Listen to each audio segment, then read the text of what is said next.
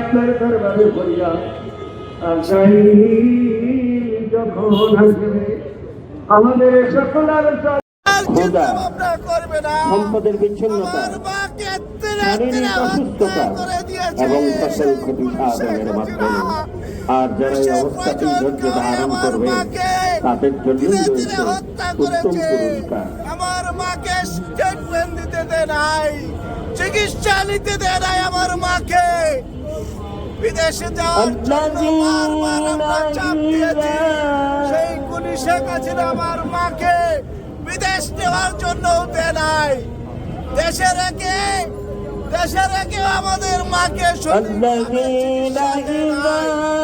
আমার দুঃখে তো কলিজে ফেটে যাচ্ছে।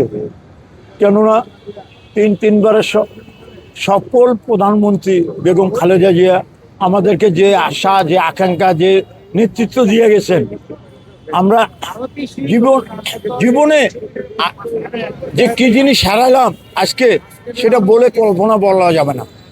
কেননা আমাদের মাটি ও মা ও মাটির মানুষ বেগম খালেদা জিয়া যখন এই স্বৈরাচার নিয়ে হাসিনা ক্ষমতা আসেন, তার 2 বছর পরে আমাদের ম্যাডামকে, বেগম খালেদা জিয়াকে, মা ও মাটির মানুষকে জেলখানায় নিয়ে যান এবং এই স্বৈরাচারী সরকার বলেছিলেন, আপা আপনি যেখানে যাইতে চান যান, আপনাকে যা লাগে আমি দেব। কিন্তু বলছো না, আমার ছেলে সন্তানকে মেয়ে বাংলার মাটিতে আমরা আমি যেতে পারি না। কেননা ওরা আমাদের সন্তান, ওরা আমাদের সন্তান, কিভাবে আমি ফেলে যাব আমার সন্তানদেরকে? সে মানুষটি যে আজকে চলে গেছেন, শেষ নিঃশ্বাস ত্যাগ করছেন, তা বাংলার জনগণের কাছে আমার একটাই দাবি, যার যার ধর্ম নিয়ে সে যেন আমার এই মায়ের জন্য দোয়া করেন, যে তাকে জান্নাতবাসী করেন।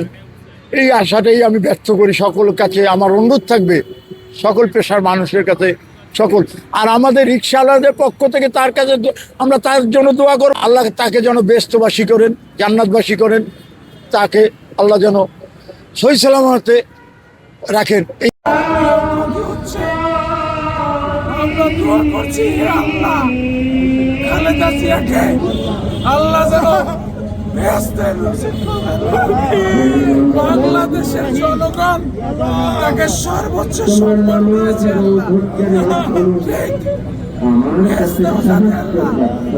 তাকে সর্বোচ্চ তিনি আপসের নেত্রী আল্লাহ, তিনি মানুষের জনগণের জন্য কাজ করেছেন আল্লাহ। সারা বাংলার মানুষ কিন্তু আল্লাহ, সারা বাংলার মানুষ আল্লাহ।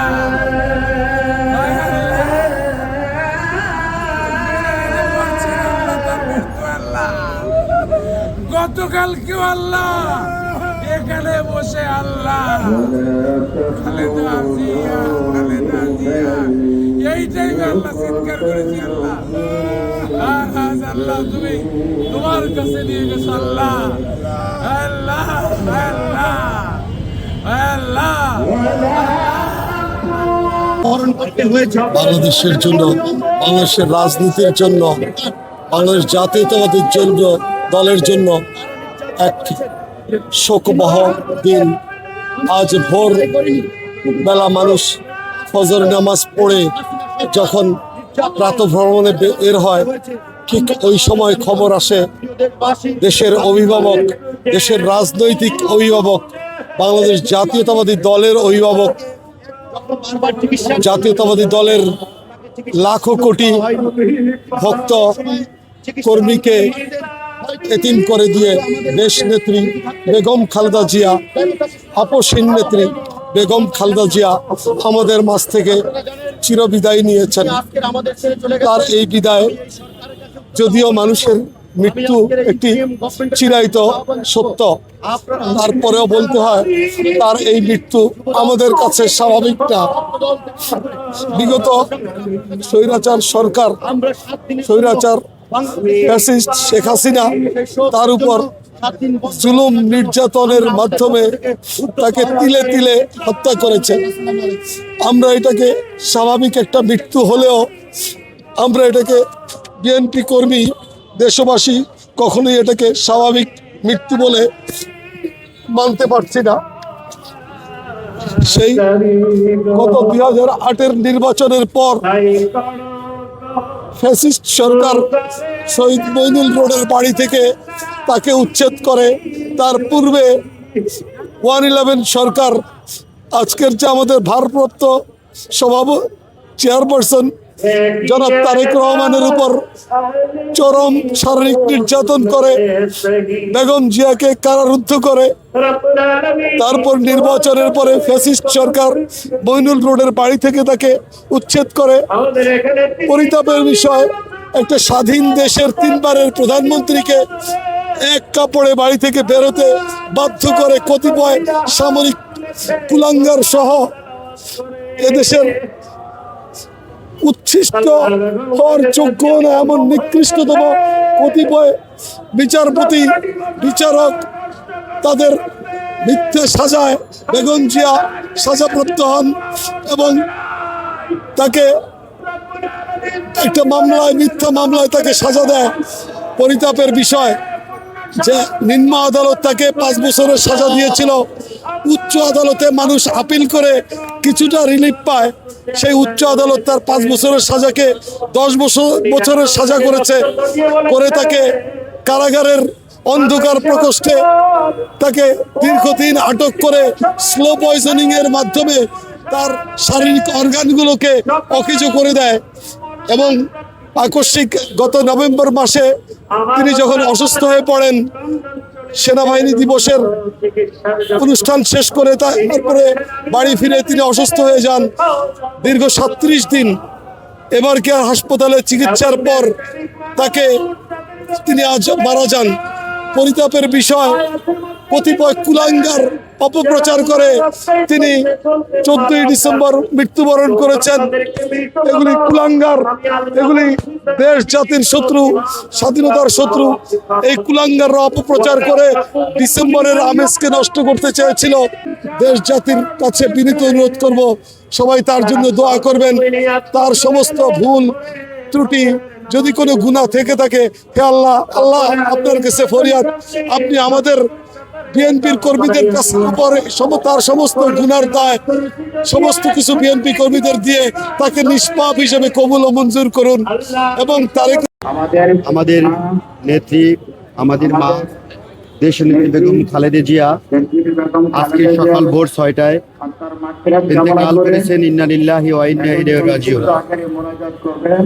আপনারা জানেন প্রিয় দেশবাসী, দেশনেত্রী বেগম খালেদা জিয়া, যিনি শহীদ প্রেসিডেন্ট জিয়াউর রহমানের মৃত্যুর পরে বাংলাদেশ যখন রাজনৈতিকভাবে সংকটাপন্ন একটি বাংলাদেশ, তখন তিনি এই বিএনপির দায়িত্ব নিয়ে আজকে 2025 সালে ডিসেম্বর পর্যন্ত তিনি বাংলাদেশের মানুষের জন্য, তিনি দেশের জন্য, তিনি গণতন্ত্রের জন্য, তিনি এদেশের মানুষের সকল ন্যায় বিচার প্রতিষ্ঠার জন্য, যিনি এদেশের সমাজের সকল মানুষকে নিয়ে স্বপ্ন দেখেছেন, সেই নেত্রী দেশনেত্রী বেগম খালেদা জিয়া তিনি আমাদের ছেড়ে চলে গেছেন না ফেরার দেশে।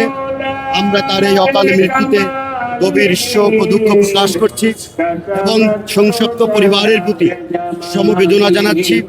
আমরা বাংলাদেশ, সারা বাংলাদেশের মানুষ আজকের গভীরভাবে আহত হয়েছেন, মর্মাহত হয়েছেন এবং তার এই মৃত্যুতে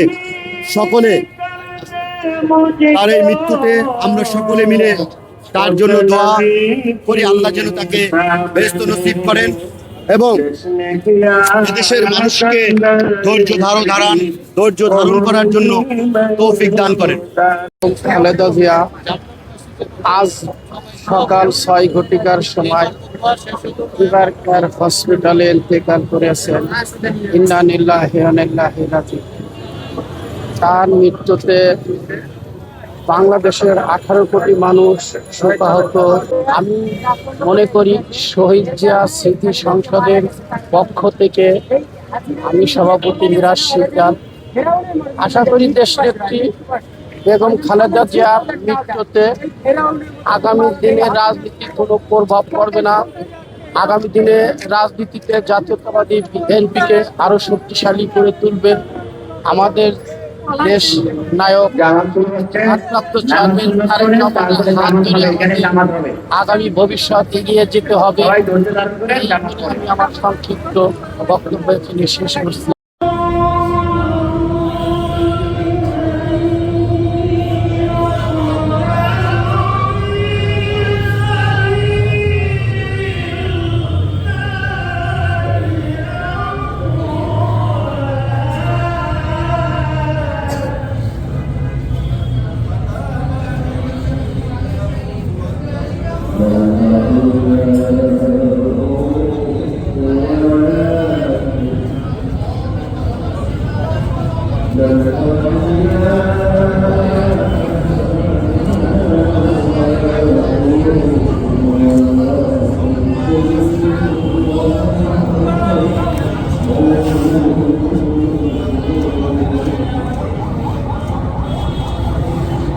Hola.